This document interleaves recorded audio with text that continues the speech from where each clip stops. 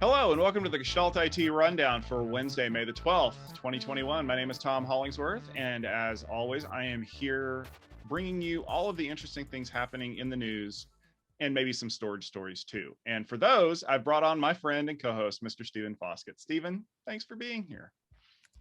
Man, networking people know as much about storage as Americans know about Canadians. Or something. All right, we've got a good lineup of stories. There's some interesting things going on in the world, and I think we want to dive right in by kicking off with an interesting piece of news about some acquisitions. So analytics startup Lightstep is going to be taking a trip over to ServiceNow. According to a blog post from founder Ben Siegelman, the company is joining the service juggernaut to help expand capabilities on both sides. Lightstep, in the blog post that they announced the acquisition, recognized that in order to build out their offering to include more observability for modern site reliability engineering and DevOps workflows, would need to spend several years building all of that out. And when they looked around the industry, they saw that ServiceNow already had that capability and could benefit from the augmented analytics capabilities that the ex-Googlers would be bringing to the team. Terms of the deal were not announced. Timelines are also not announced. The blog post from Siegelman was a little light on details, and it has the community wondering, Stephen, what's the take on this? Well, it's always hard to read the tea leaves on these announcements. You never know whether it's an acquisition that needed to happen or whether it's an acquisition that wanted to happen. I sure hope it was one that wanted to happen because, frankly, the Lightstep crew was a really cool bunch of dudes. We went in there for Cloud Field Day back in August of 2018, visited them in San Francisco, and it was just a great, cool company. Their presentation was fantastic, and we really enjoyed it. So, frankly, I hope that it's a good return on investment. That being said, I did take a moment to look it up, and Lightstep did take Series C, a total of $70 million in, which is not an insanely huge amount of money. So unless it was an absolute fire sale, which I find hard to believe considering it was a good product and a good team, I'm guessing this was probably a successful exit. So let's call it a successful exit. But here's a plea. Those of you out there who are in startups and getting acquired by, ServiceNow or Dell or IBM or whoever it is, maybe tell us how much the acquisition price was, because it helps us to kind of get our heads around these acquisitions, okay? So, Tom, we've been talking about the SolarWinds hack for a while. In fact, this was the top story from 2020, if you can believe it. But guess what? Now SolarWinds is announcing that the number of people who were exploited by the recent Sunburst attack may have been a lot less than we were led to believe. In an SEC filing, the Austin, Texas company said that fewer than 100 of its customers were actively exploited in the attack. This is slightly less than the 18,000 that were downloaded the packages and had allegedly been compromised. SolarWinds CEO Sundakar Ramakrishna released the updated numbers in an effort to correct media reports of the large numbers from late last year. People like us who were reporting the big number. Tom, what does this mean? Is the number big or little? Well, I likened it this way when I texted a friend of mine. So we infected 18,000 pounds of ground beef with E. coli, but only 100 people got sick. Is that a good thing? Well, it depends. If you're one of the people who didn't get sick, you're probably still a little upset that you potentially ate something that could be contaminated. And that's where the problem in this story lies. First of all, this wasn't released as a news report. This was released as part of a legal filing that they can be sued for if it's wrong. So chalk one up for burying things in mandated reporting, and props to the people who managed to dig this one out. And I get that the SolarWinds CEO is really in damage control mode right now because, yeah, let's be frank, this is probably one of the biggest corporate black eyes that people have seen for a long time. So what I take from this news is, 18,000 people downloaded this package, but only 100 of them were exploited. SolarWinds' take is that means that they were targeted and they were really looking for things. I would say that is true, but it doesn't mean the other 17,900 people wouldn't have been exploited at some point in the near future if this hadn't have been discovered. I think the 100 that they got were the highest profile targets that they were really after, and the rest were on the list to be investigated at some point in the future. So SolarWinds, thank you for at least releasing numbers that we can hang our hat on, but I wouldn't hang my hat on the fact that you're going to get away from this one scot-free. All right, Stephen. Google has announced a new algorithm that can predict drive failures with 98% accuracy. According to a blog post from some of their AI experts, the ad and search giant has millions of hard disk drives that could impact operations when they fail. The team worked on improving their fortune-telling capabilities and managed to come up with a software algorithm that could accurately predict when the disks needed to be replaced so that they could be replaced before they failed, which will allow them to move data around a little bit in order to reduce the impacts. The model takes data from a number of different sources, including some of the accounting firms and analytics firms they're working with, as well as all the hard disk manufacturers that they buy from. I believe Seagate was one of the primary ones. And it does give a lot of reporting to the Google IT team so that they can go out and get the disks replaced before they fail and give them an update on, which ones are going to need to be scheduled to be replaced in the future. Stephen, we talk a lot about the applications of AI on the Utilizing AI podcast. Do you feel like this is something that's valuable, and maybe would we see this outside of a Mountain View data center sometime soon? Yeah, this is an interesting story because, well, let me clue you guys in on a little bit of storage wisdom. You probably have heard of those, like the smart stats that you get off of your drive, and you've probably been panicked about the smart stats or the number of writes or whatever it is. Here's a little clue: they don't work worth a darn. In fact, even when your drive reports that it's failed, it's probably not failed. And buried in this story is the fact that Google takes those failed hard drives and does some magic wand waving and sticks them right back into service. The truth is that hard drives are actually incredibly difficult to predict in terms of failure. Our friends over at Backblaze produce an amazing quarterly report of hard drive failure rates. And theirs is another massive estate of lots and lots of hard drive models. And effectively, folks in hyperscalers that use literally tens of thousands or even millions of hard drives throw up their hands and say, we have no idea when these things are going to fail. This is kind of cool if it works. But another kind of interesting thing buried in this story is the fact that this only supports currently 2 specific models of hard drives. Most hyperscalers use a lot of different models of hard drives, or at least a half a dozen or a dozen of them. Theoretically, machine learning might be able to pick out some needles and haystacks that we humans might have trouble discerning. And that's probably a good use of ML. And this thing probably works. But I wouldn't put too much faith in this being able to predict the next time your home computer's desktop hard drive is going to fail, because frankly, that ain't how it works. And that's not what has been delivered here. So I love it. I think it's a great application of machine learning. I love that there's a little bit of a collision between machine learning and hard drives here, if you'll forgive the pun. But I don't really think that I'm going to get too excited about this result.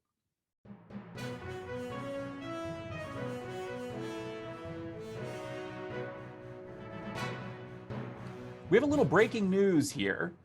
After recording this episode, we learned that the VMware Board of Directors has named a new CEO for VMware, replacing Pat Gelsinger, who left to lead Intel earlier this year. The news is that the nod went to Raghu Raghuram, a familiar face in the VMware management ranks, and that Raghu will be taking over along with Sumit Dhawan, who's going to be the new president. There was a little bit of a struggle internally between Raghu and Sanjay Poonen, who had also been expected to be on the short list for VMware CEO. Now that Raghu's got the jobs, Sanjay apparently is stepping down from VMware to pursue other interests. We'll fill you in more on this situation next week on the Gestalt IT Rundown, but we thought that it would be important to break in and share this news with you today. Now, back to our program. Tom, let's turn our attention now to a couple of more interesting stories and discuss them in a little more detail. The big story this week is all about the frags. No, not the video game frags, but a vulnerability announced on Tuesday that shows that wireless networking equipment is vulnerable to attacks, a specific kind of attack called a fragmentation attack that can cause significant problems. Friend of the show and friend of me and Tom, Ryan Adzema broke down the attacks as the ability to hide malicious payloads in an unencrypted transmission frames. The receiving client processes the frames as sent because it's not looking for anything malicious in the control.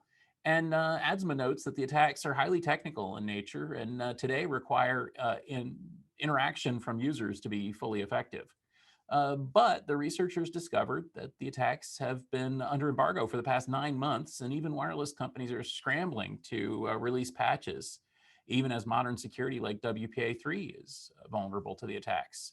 Tom, this looks like it could be even worse than some of the previous wireless and Wi-Fi attacks that we've seen. What should we be worried about here? Well, we should be worried about the fact that pretty much anything that runs wirelessly right now is vulnerable to this attack.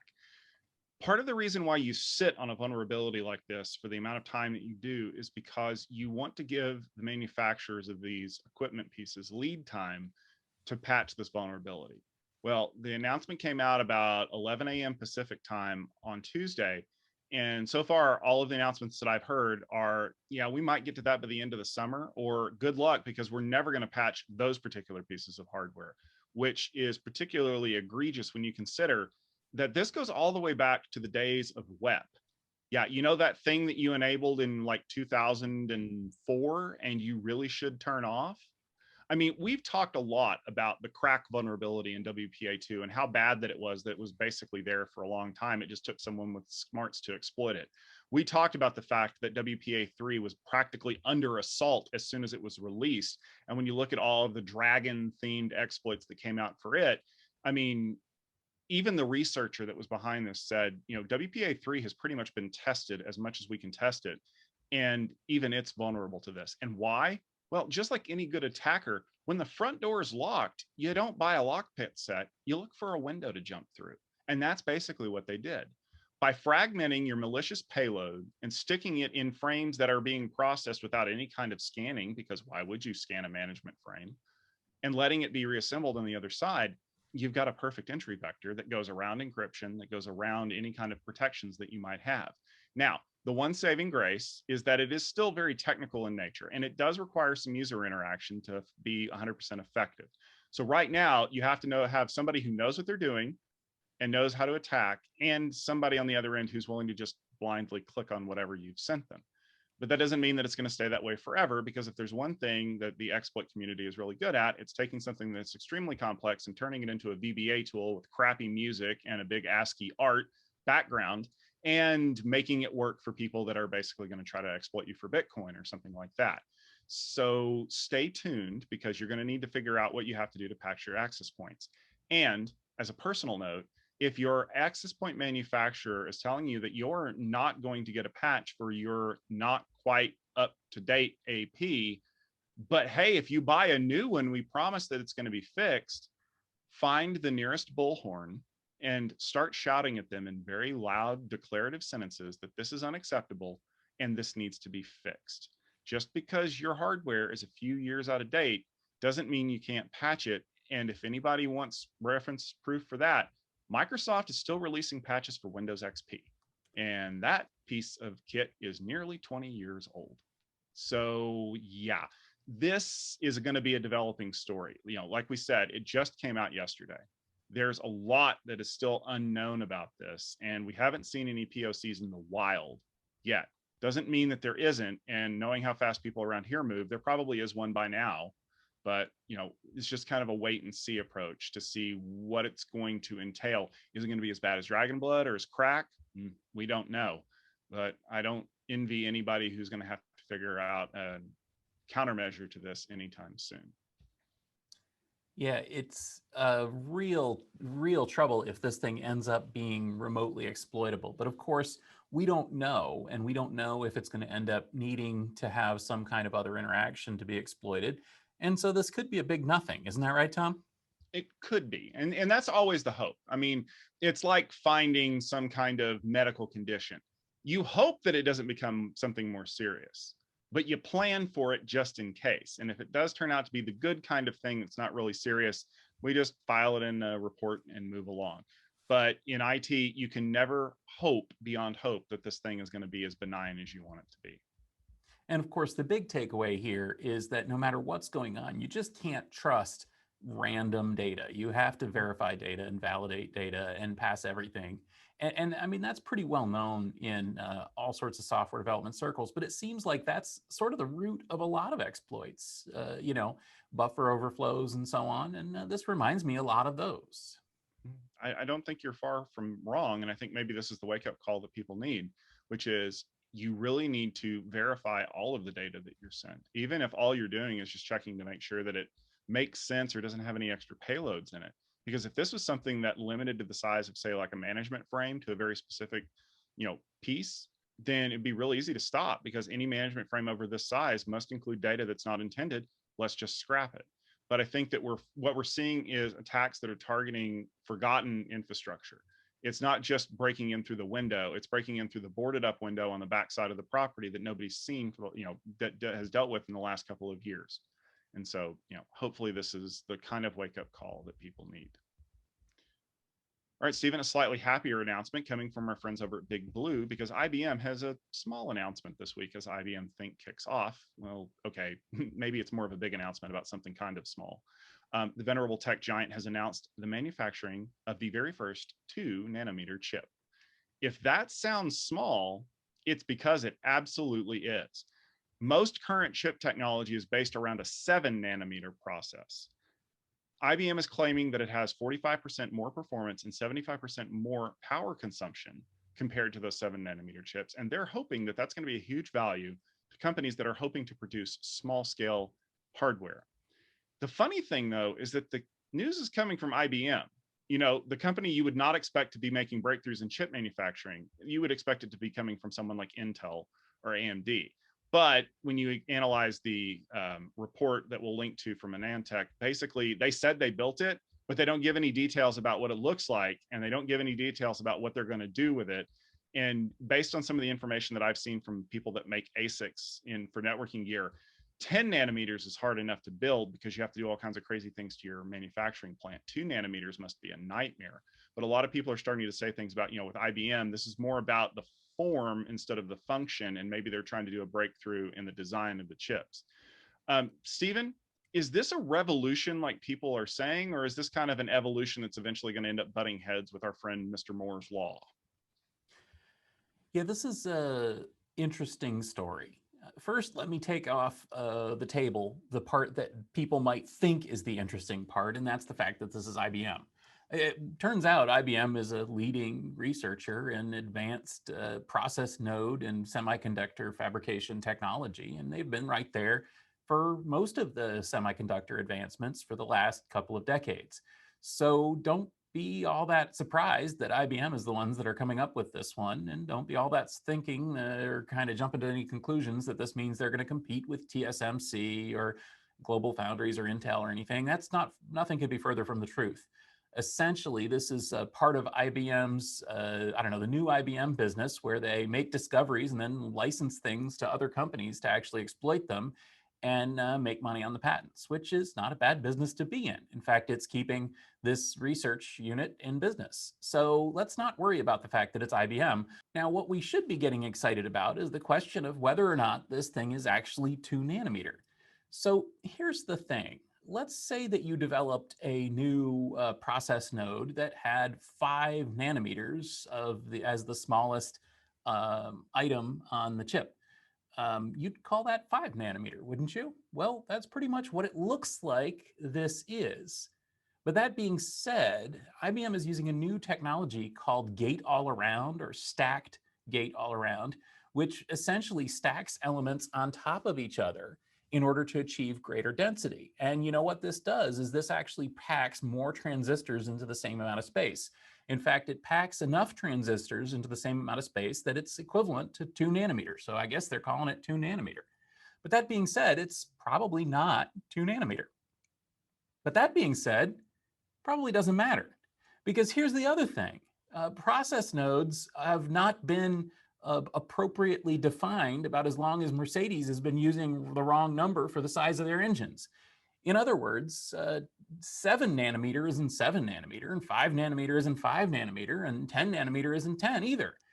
The thing that matters is how dense the transistors are packed into the wafer. And if you look at the various process nodes from the various big companies, specifically Samsung, Intel, and TSMC, what you're going to find is that one man's 10 nanometer is the equivalent of another man's 16 or 7 nanometer. And so it's really, really, really hard to figure out how these things are equivalent. Effectively, the only thing that really matters is how big is the final chip and how much power does it use.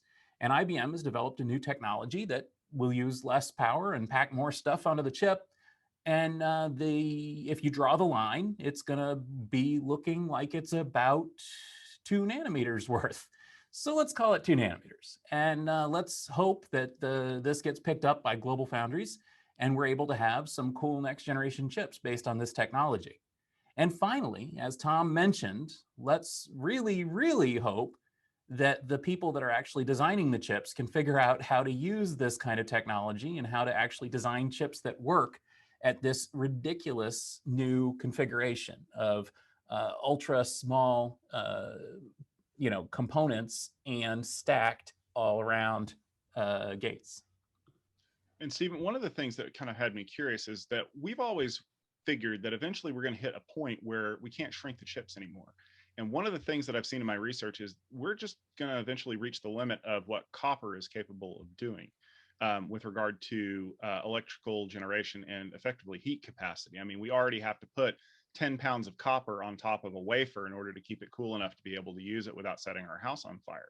Do you feel like 2 nanometers is effectively as small as we're going to be able to get before we go to something like, I don't know, silicon photonics?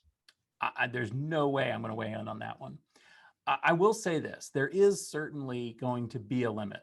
And I will also say we are certainly going to find a way to cleverly get around that limit and continue to make more and more stuff. For example, we reached the limit of frequency when we're putting chips out there. I mean, you really can't have chips faster than about 5 gigahertz. And so what did we do? We added more cores, and now we've got multi-processing cores and many, many, many cores, 96 cores, 128 cores on a chip. And the same thing happened in NAND flash. We couldn't pack things in anymore, so we went 3D, and now 3D NAND, and we've got TLC.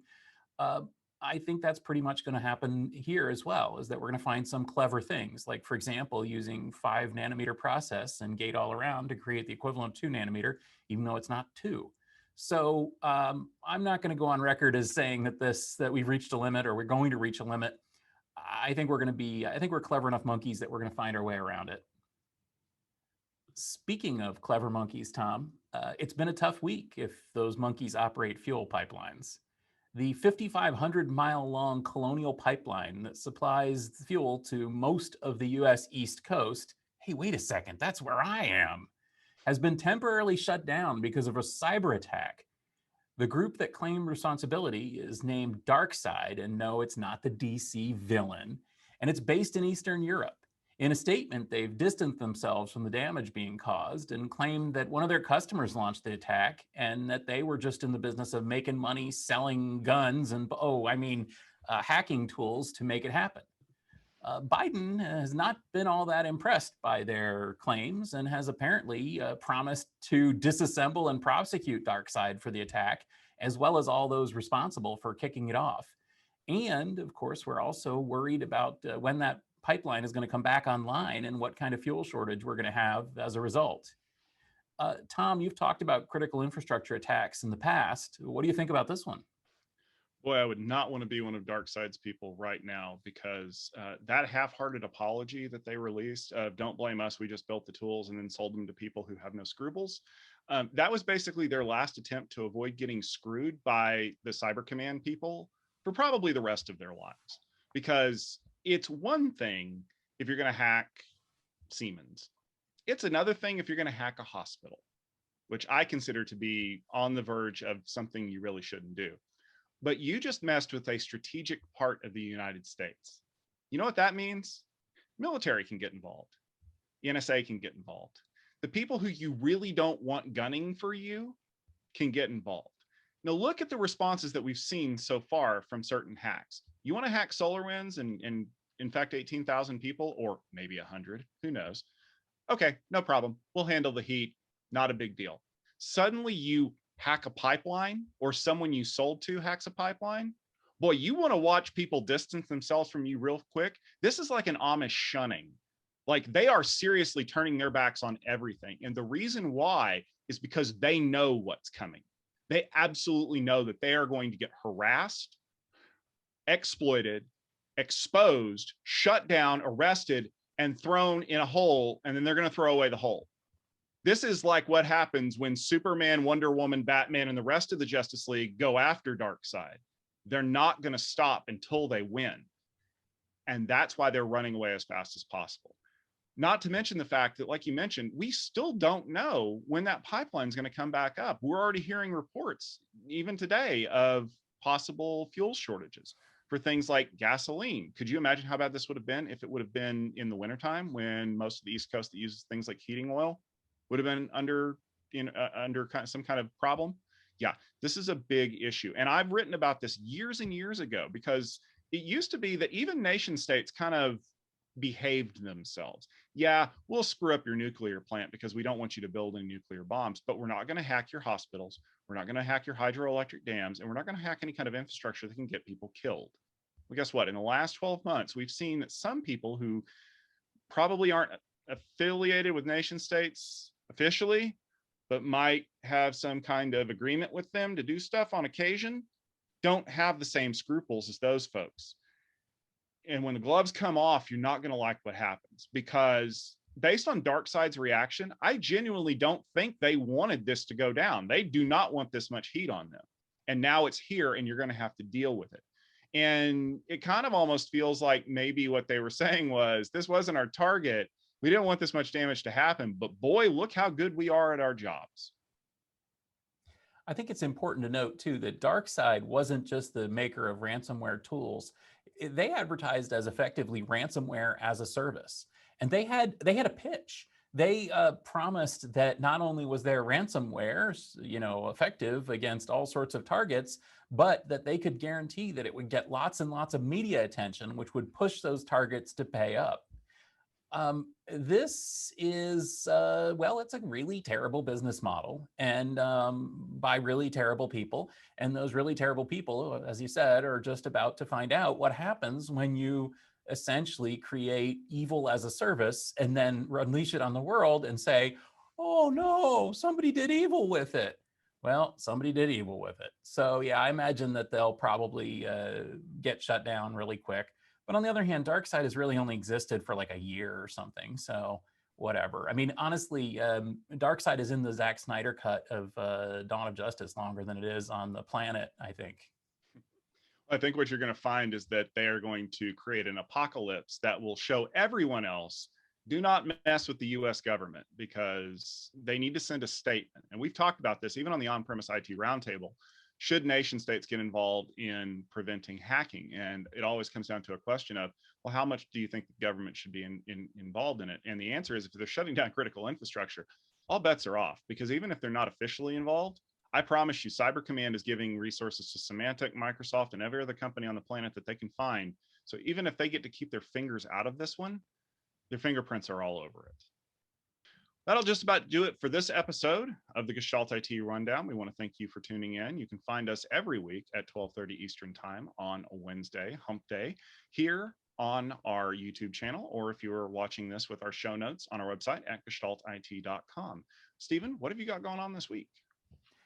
Well, honestly, I'm preparing for our AI field day this week, coming up in just a couple of weeks now. We've got a bunch of great AI experts and a bunch of companies in there, including some familiar names that we may have mentioned here on the rundown in the last few weeks, as well as some surprising new companies. So stay tuned for that, May 27th and 28th.